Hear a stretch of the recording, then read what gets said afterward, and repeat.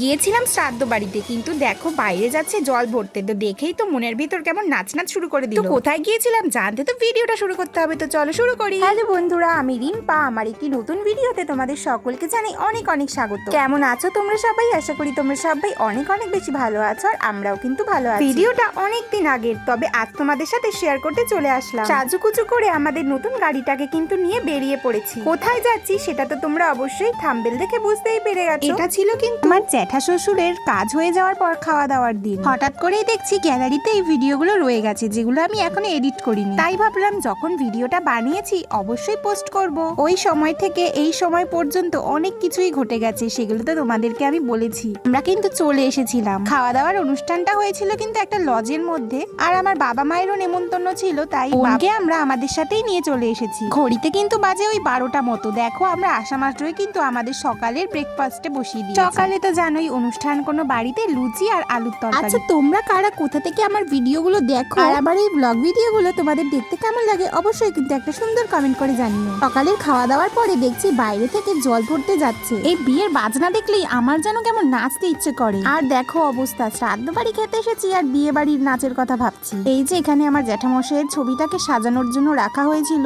সময় কাটছিল না, তাই মেয়ের সাথে কিন্তু সেই দিন বসে অনেক রিলস বানিয়েছি আর তোমাদের সাথে শেয়ারও করেছি। আচ্ছা তোমরা আমার আর মেয়ের এই রিলস গুলো কি দেখেছিলে? অবশ্যই কিন্তু একটু কমেন্ট করে জানিও। আর যারা যারা এখনো দেখোনি তোমাদেরকে কিন্তু রিকোয়েস্ট করব, অবশ্যই কিন্তু দেখে নিও। তারপর খাওয়া দাওয়া শুরুর আগেই আমাদের যে মাছ ছোঁয়ানোর নিয়মটা আছে সেটা পালন করে নেওয়া হচ্ছিল। আর মাছ ছোঁয়া ছিল কিন্তু আমার শ্বশুর মশাই। দেখো আমার শ্বশুর মশাই আমার ভাসুর আর যাকে কিন্তু মাছ ছুঁয়ে দিচ্ছিল, সাথে কিন্তু আমাদেরও দিয়েছিল।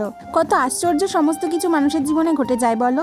আজ দেখো এই মানুষটার ভিডিও আমার ফোনে রয়ে গেছে, কিন্তু মানুষটা আজ বর্তমানে নেই। এটাই হয়তো সময়, আর সময়কে কেউ ধরে রাখতে পারে না। কোন সময় কখন কি থেকে কি হয়ে যায় কেউই জানা, মানে কারোরই জানা থাকে না আর কি।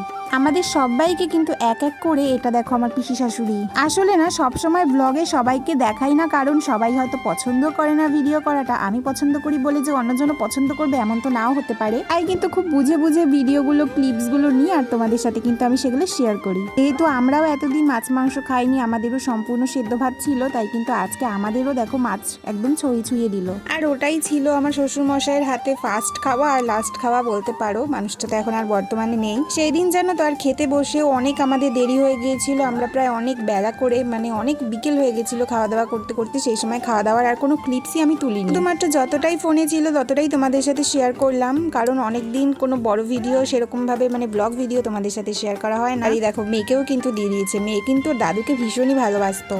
তারপর তো এখানে খাওয়া দাওয়া শুরু হয়ে গিয়েছিল, সমস্ত লোকজন এক এক করে আসা শুরু করে দিয়েছিল। আর মেয়েও কিন্তু একা একাই ওর দাদুর সাথে খেতে বসে পড়েছিল।